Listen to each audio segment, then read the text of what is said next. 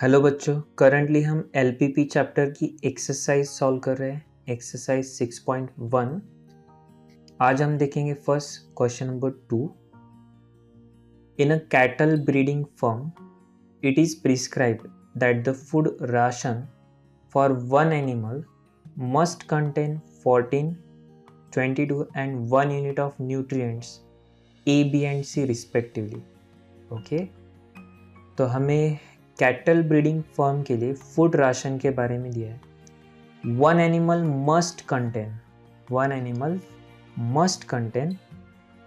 14, 22 and 1 unit of nutrients A, B, C respectively. मतलब हर एक एनिमल को ए, बी, सी न्यूट्रिएंट्स के 14, 22 एंड 1 यूनिट मिलने ही चाहिए।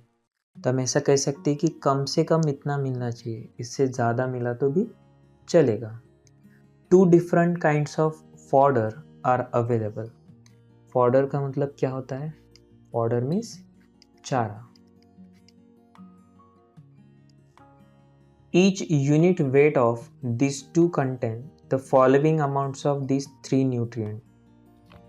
तो जो चारा दिया जा रहा है उसमें मतलब फॉडर 1 एंड फॉडर 2, उसमें ए, बी, सी के कंटेंट्स हमें प्रोवाइड किए हैं। तो फॉर फॉडर 1 न्यूट्रिएंट ए है 2 यूनिट्स, न्यूट्रिएंट बी रहेगा फॉडर 1 में 2 एंड सी में 1। फॉडर 2 की बात करते तो 1, 3, 1। Okay, the cost of fodder 1 is ₹3 per unit and that of fodder 2 is ₹2 per unit. Formulate LPP to minimize the cost. Cost minimize करना है। ओके, तो हमारा ऑब्जेक्टिव क्या रहेगा? Minimization of cost. देखो, हमें कॉस्ट फॉडर 1 एंड फॉडर 2 की दी है, तो ये हमारे मेन प्रोडक्ट है और इसी की क्वांटिटी हमें क्या करना है? एक्स एंड वाई एज्यूम करना है। चलो, तो late us assume number of units of fodder 1 and 2 be x and y respectively।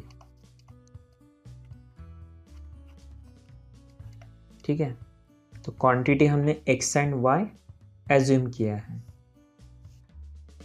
x and y।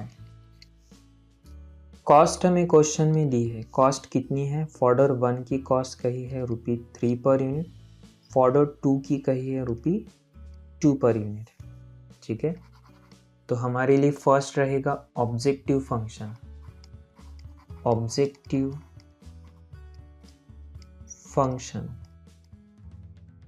और ऑब्जेक्टिव हमारे लिए क्या है? Minimise z। कॉस्ट को हमें क्या करना होता है? मिनिमाइज करना होता है। कैसे करेंगे हम? 3x plus 2y, 3x plus 2y। Second, subject to. अब हमारे लिमिटेशंस क्या है? तो nutrient A, nutrient B and nutrient C, इसकी क्वांटिटी कितनी देनी चाहिए? तो न्यूट्रिएंट ए की 14 क्वांटिटी, बी की 22 एंड सी की 1। ओके, मतलब ये यूनिट्स हमें बताया है। और मस्ट कंटेन मतलब इतना तो होना ही चाहिए। इन अदर वर्ड्स, कम से कम 14, कम से कम 22 एंड 1। अब यहाँ पे सोचने वाली बात ये है कि ये जो न्यूट्रिएंट्स है, अगर मैं कहता हूँ कि कम से कम 14 होनी चाहिए, तो 14 से ज़्यादा रहेंगे तो कुछ प्रॉब्लम है क्या? नहीं, कुछ प्रॉब्लम नहीं।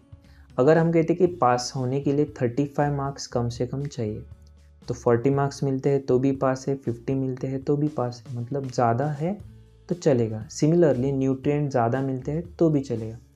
इस केस में हम सिंबल लेस देन का यूज़ नहीं कर पाएंगे, हमें क्या करना होगा? ग्रेटर देन का करना होगा, क्योंकि इससे कम नहीं होने चाहिए, इससे ज़्यादा होने चाहिए। करेक्ट। चलो, तो न्यूट्रिएंट ए का लिमिटेशंस कैसे आएगा? 2x plus 1y। Simply 2x plus y greater than equals to 14। Okay, और ये हमारे लिए रहेगा nutrient A. Okay, first limitation. Second, nutrient B, 2x plus 3y. 2x plus 3y greater than equals to 22. Nutrient B. Then nutrient C, 1 into x मतलब 1x, 1 into y 1y, that is हम simply कह सकते हैं x plus y greater than equals to 1. Nutrient C. Okay, और number 3, non-negativity constraint. X, y greater than equal to 0. So write down this answer.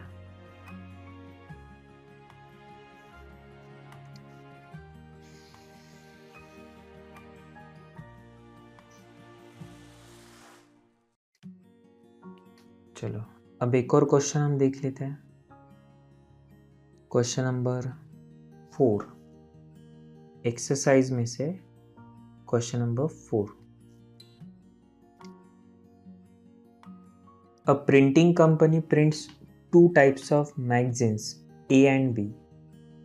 The company earns ₹10 and ₹15 on magazine A and B per copy. Earn, कितना earn कर रही है. अगर कमाई की बात हो रही है तो हमें मैक्सिमाइज करना होगा. Okay, These are processed on 3 machines, 1, 2 and 3. Magazine A requires 2 hours on machine 1, 5 hours on machine 2 and 2 hours on machine 3. ठीक है. Magazine B requires 3 hours on machine 1, 2 hours on machine 2 and 6 hours on machine 3. Machine 1, 2, 3 are available for 36, 50, 60 hours per week respectively.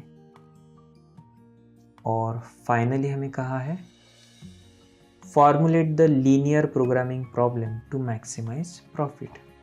ठीक है, चलो तो अभी आप एक काम कर सकते हो, चाहो तो वीडियो पॉज करके आप एक बार खुद ट्राई करके देखो इसका आंसर क्या रहेगा. चलो मैं बता देता हूँ. फर्स्ट ऑफ ऑल तो हमें क्या करना होगा, टेबल यहाँ पे ड्रॉ करना होगा. चलो एक टेबल हम ड्रॉ कर लेते हैं.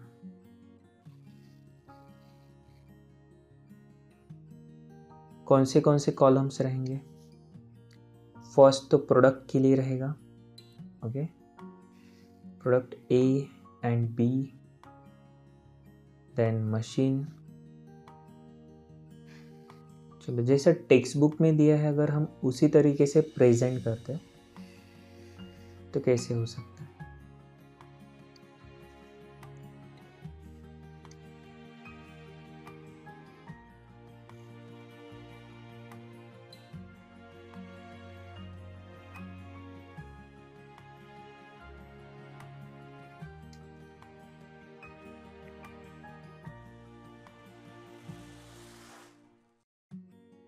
ओके, मैगजीन्स,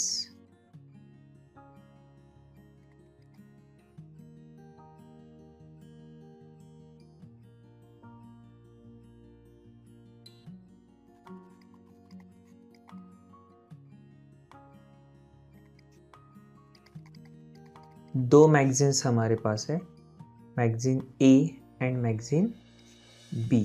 ओके,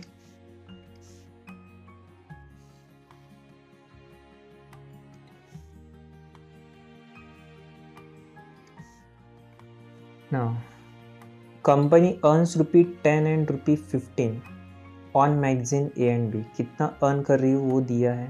ठीक है, इसे बाद में लिखते हैं. These are processed on 3 machine, 1, 2, 3. तो मशीन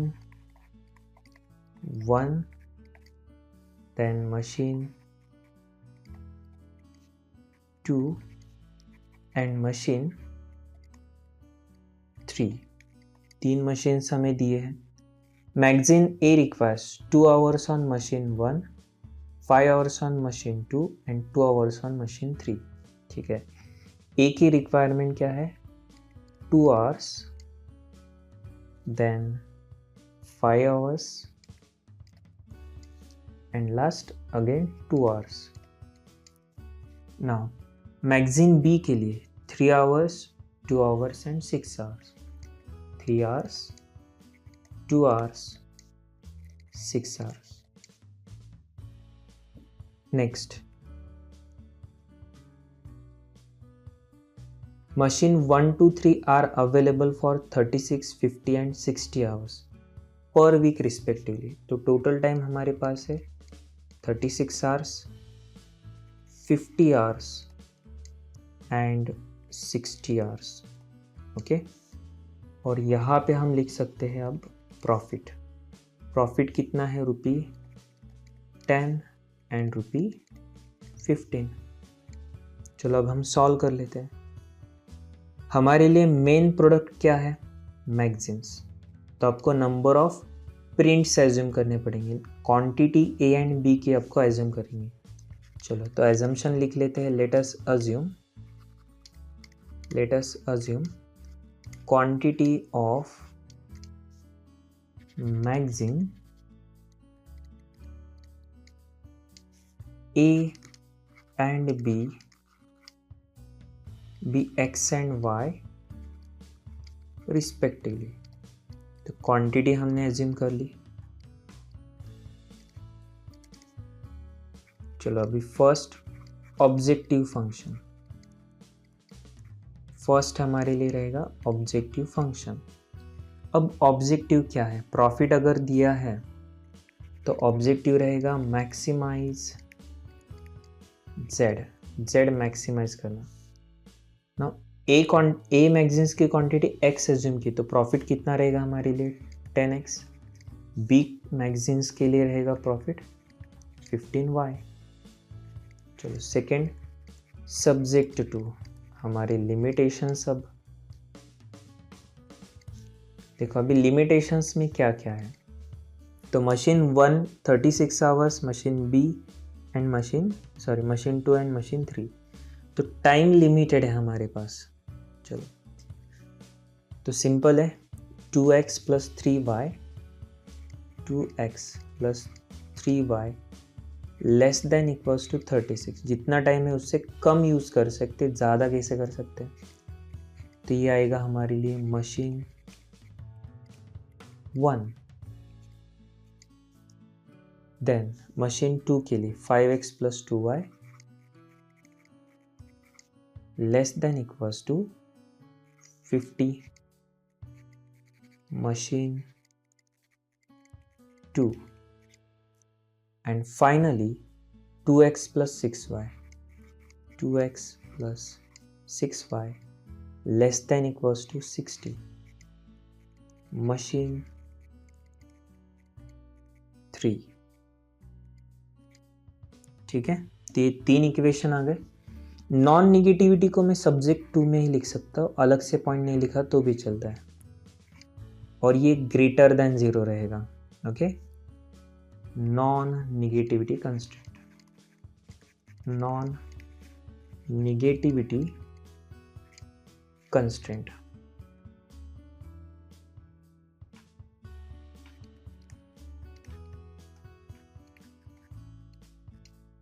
चलो तो ये हमारा क्या हो गया, आंसर हो गया. So write down this answer.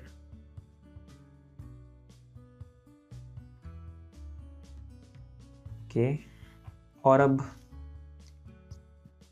Same exercise में से क्वेश्चन नंबर 5. चलो एक बार हम पढ़ लेते हैं. क्वेश्चन 5 में कहा है, a manufacturer produces bulbs and tubes.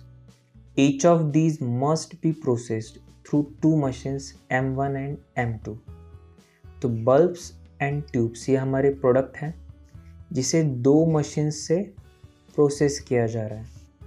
A package of bulb require 1 hour of work on machine M1 and 3 hours of work on machine M2. ठीक है. A package of tube requires 2 hours on machine M1 and 4 hours on machine M2. he earns a profit of rupee 13.5 per package of bulbs and 55 per package of tubes. Formulate the LPP to maximize the profit. इस question में एक information missing है, actually misprint हुई है. एक point यहाँ पे होना चाहिए था. चलो मैं आपको बता देता हूँ, आपके टेक्स्ट बुक में भी आपने लिख लेना है. एक्चुअली यहाँ पे है time available for M1 and M2 is 10 hours and 12 hours respectively. ये इंफॉर्मेशन क्वेश्चन में नहीं है, मिसप्रिंट है यहाँ पे, ये होनी चाहिए थी.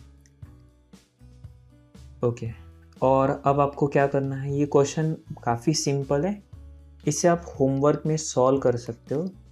अभी वीडियो पॉज करके आप एक बार ट्राई करके देखो, और हिंट के लिए मैं आपको एक टेबल भी यहाँ पे दिखा देता हूँ कि एग्जैक्टली कैसे रहेगा.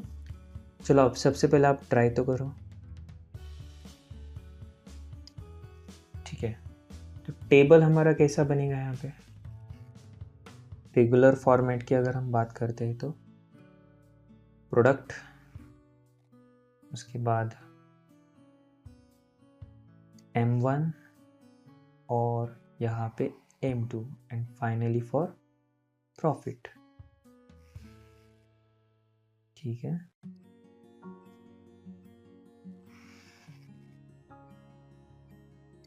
चलो ये आ गया हमारा table.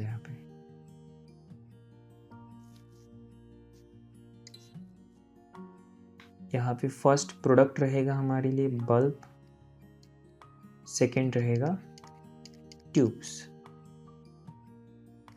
M1 M2 profit. Now bulb के लिए a package of bulb require 1 hour of work on M1, 3 hours on M2, 1 hour and 3 hours. Tubes के लिए कहा है tube required 2 hours on M1 and 4 hours on M2. Profit earn कितना हो रहा है पर पैकेज, 13.5 बल्ब एंड ट्यूब्स के लिए 55. ठीक है, टाइम अवेलेबल, चलो ये तो मैंने आपको बताया था कि क्वेश्चन में मिसिंग थी ये इन्फॉर्मेशन, क्वेश्चन को करेक्ट कर लेना है आपको. तो यहाँ पे total 10 hours and 12 hours. Assumption कैसे करोगे आपको, तो पैकेजेस का अज्यूम करना है. Late us assume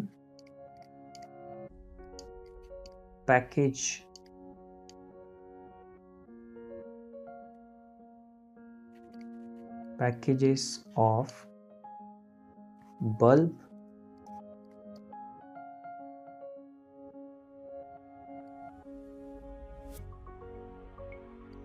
bulbs and tubes be X and Y respectively. ठीक है, और इसे सॉल्व कर लेना है. तो मुझे लगता है कि अब आप सॉल्व कर सकते हो. आपका ऑब्जेक्टिव फंक्शन मिलेगा लिमिटेशन में M1 M2 and non negativity constraint. ठीक है, तो आज के लिए इतना काफ़ी है. जल्द ही हम मिलेंगे. Thank you.